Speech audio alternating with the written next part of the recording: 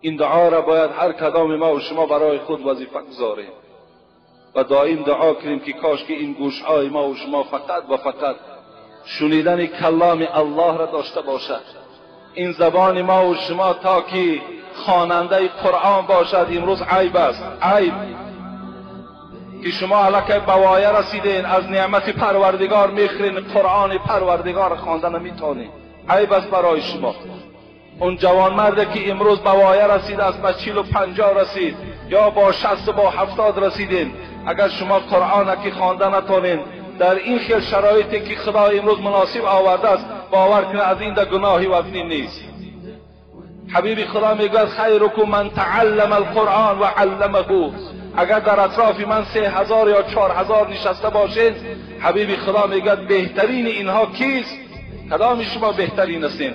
گفت آن کسی که قرآن میخواند، آن کسی که سحر قرآن کشاده میکند، آب چشمش بالای قرآن را میریزاند که این کلام الله، امروز خدا مرا هدایت کرده است و کلام الله را میخوانم.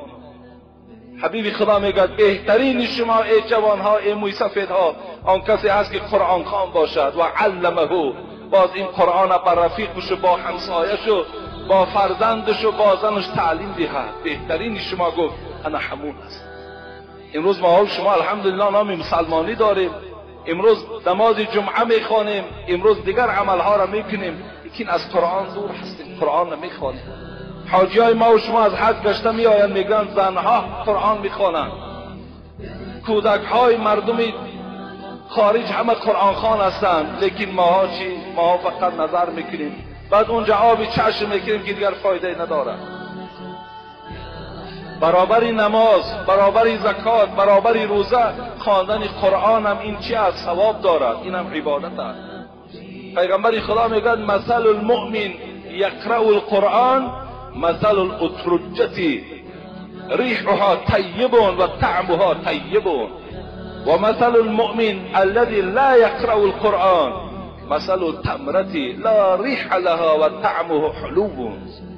پیغمبر خدا مؤمنها را دو صنف کردند، یعنی شما را به دو صنف تقسیم کردند. گوییم که به سارت یکم و به سارت دویم تقسیم تان کرد. آیا شما نمیخواهید که در سارت اول باشید؟ اگر خواهید که در اولش باشید، پیغمبر خدا گفت آن مؤمنی که قرآن میخواند وای به منزله مندرین است.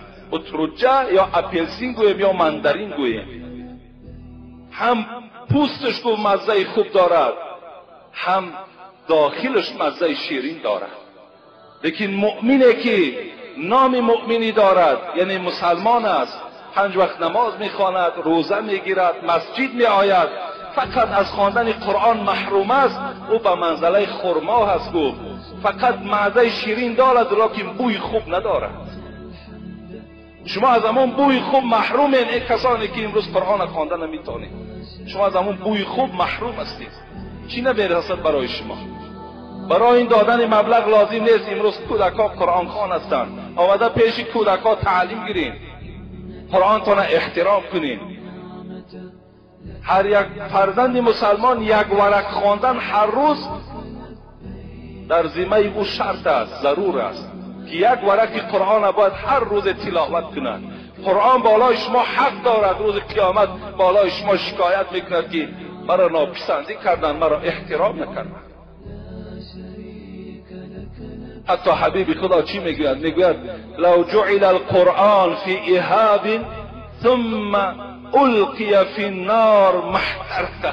همینش برای شما باید بسنده باشد.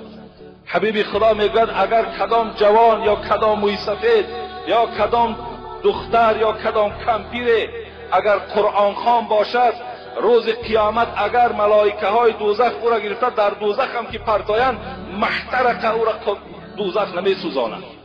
در هر پوستی که، در هر دلی که اگر قرآن جایگیر باشد، دوزخ او را سوزانیده نمیتواند. خوش به حال اون جوانهایی که امروز قرآن خوان هستند. انا اونا را من جوانهای پهلوان و با غیرت میگم. خوش به حالتان که این بشارت های پیغمبر خدا در شما نازل هست. این از دعای پیغمبر خدا که از بدی چشم، یعنی بین چشمی که قرآن نظر نکنه، از بدی زبان، زبانی که اگر کلام الله را خوانده نتانه، از این پیغمبر خدا گفتم پناه به سوی الله طلب کنید.